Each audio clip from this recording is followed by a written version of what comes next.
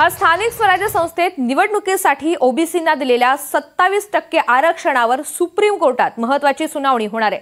त्यामुळे येणाऱ्या पालिका निवडणुकांवरती टांगती तलवार कायम आहे।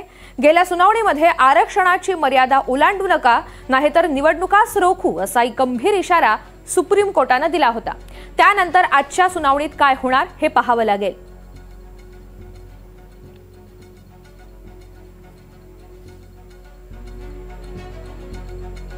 त्यामुळे आजची ही महत्त्वाची सुनावणी होणार आहे। अनेक जिल्ह्यांनी 50% मर्यादा ओलांडलेली आहे। जिल्हा परिषदा आहेत त्या नंदुरबार, पालघर या ठिकाणी जवळपास 100% इथपर्यंत ही मर्यादा पोहोचली आहे। त्यामुळे काय निर्णय होतो आज ते पाहणं महत्त्वाचं असेल।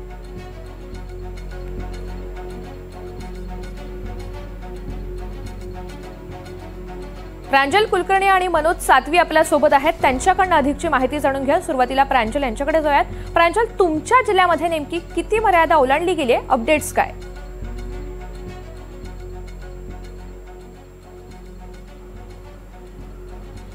ऋतुजा, खरं म्हणजे एकीकडे आपण जर बघितलं तर आता नगर परिषद निवडणुकांचे पडगम हे सुरू झालेले आहेत, तर दुसरीकडे जिल्हा परिषद असेल किंवा महापालिकेसाठी इच्छुक उमेदवार हे तयारीही करतायत। अनेक ठिकाणी खरं तर उमेदवारांनी आपली इच्छा व्यक्त केली आहे। भेटीगाठी सुरेत वरिष्ठ नेत्यांच्या देखील ते संपर्कात आहेत। मात्र असं असताना दुसरीकडे आपण जर बघितलं तर कुठेतरी ही आरक्षणाची मर्यादा जी आहे ती ओलांडली आहेत असं समोर हे झालेलं आहे। आणि त्यामुळे सर्वजण म्हणजे जिल्ह्याच्या राजकीय वर्तुळाचं खरं तर आजच्या या सर्वोच्च न्यायालय काय निर्णय देत आहेत, काय आदेश देत आहेत याकडे लक्ष लागलेलं आहे। आजच्या निर्णयावरच खरं तर या निवडणुकांचं भवितव्य जे आहे ते अवलंबून असणार आहेत। आता नाशिक जिल्ह्याची जर परिस्थिती सांगितली तर नाशिक जिल्ह्यामध्ये जवळपास 71% एवढं आरक्षण दिलेलं आहे। 50%ची मर्यादा जी आहे ती ओलांडलेली आहेत। यामध्ये आपण बघितलं तर जिल्हा परिषदेच्या 74 गट हे जाहीर झालेले होते।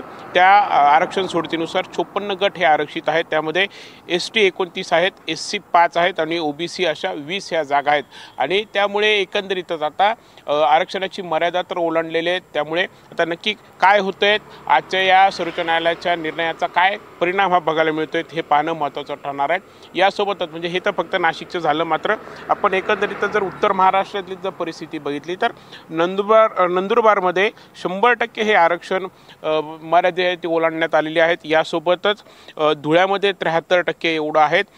त्या खालोखाल जळगावमध्ये 54% आहेत, तर धुळ्यामध्ये देखील 73% आरक्षण हे ओलांडलेलं आहे। त्यामुळे एकंदरीतच आता 34 खरं तर महाराष्ट्रामध्ये या जिल्हा परिषद आहेत आणि त्यापैकी 20 जिल्हा परिषदांमध्ये या आरक्षणाची मर्यादा ओलांडल्याचं स्पष्ट हे झालेलं आहे।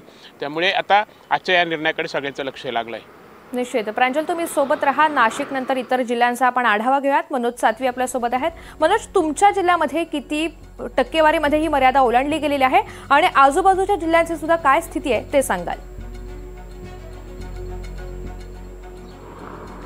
ऋतुजा, आज जी सुप्रीम कोर्टात सुनावणी आहे, या सुनावणी दरम्यान म्हणजे सुरुवातीला सोमवारी जे सुप्रीम कोर्टाने सांगितले होतं की 50%ची आरक्षण मर्यादा जर ओलांडली असेल तर निवडणुकांवर परिणाम होऊ शकतो। आणि पालघरमध्ये जी जिल्हा परिषदची आरक्षणाची मर्यादा आहे ती ओलांडून थेट 93% आरक्षण देण्यात आलेलं आहे। आणि हीच मर्यादा ओलांडल्यानंतर आता सुप्रीम कोर्ट काय निर्णय देतं याकडे सर्वांचं लक्ष लागलेलं आहे। कारण निवडणुकीच्या तयारीसाठी जे इच्छुक उमेदवार आहेत ते आपापल्या मतदारसंघात किंवा जे जिल्हा परिषदेचे गट आहेत त्याच्यात तयारीला लागलेले आहेत। पालघर जिल्ह्यामध्ये 57 जिल्हा परिषदेचे गट आहेत आणि त्याच आदिवासींसाठी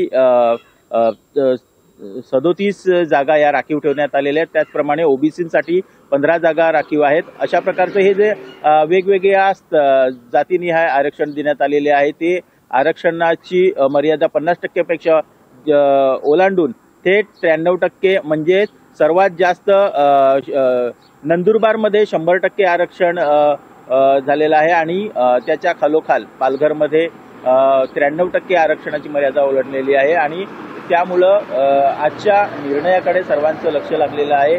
जर सुप्रीम कोर्टाने या संदर्भात निर्णय दिला तर 2020 मध्ये ज्याप्रमाणे पुन्हा निवडणुका आरक्षणाच्या मुद्द्यावर घ्याव्या लागल्या होत्या त्याचप्रमाणे आता देखील या निवडणुकांवर येऊ घातलेल्या निवडणुकांवर त्यांचा परिणाम होऊन या निवडणुका पुढे ढकलण्यात येतील किंवा जे आरक्षणाचे हे आहे ते पुन्हा आरक्षणाचे पुन्हा बदलावं लागेल आणि त्याप्रमाणे नव्याने आरक्षण सोडत जाहीर करण्याची पाळी जिल्हा प्रशासनावर येऊ शकते. निश्चित. त्यामुळे आजच्या सुनावणीमध्ये नेमकं काय होतं हे पाहणं अत्यंत गरजेचं आहे. धन्यवाद सविस्तर माहितीसाठी.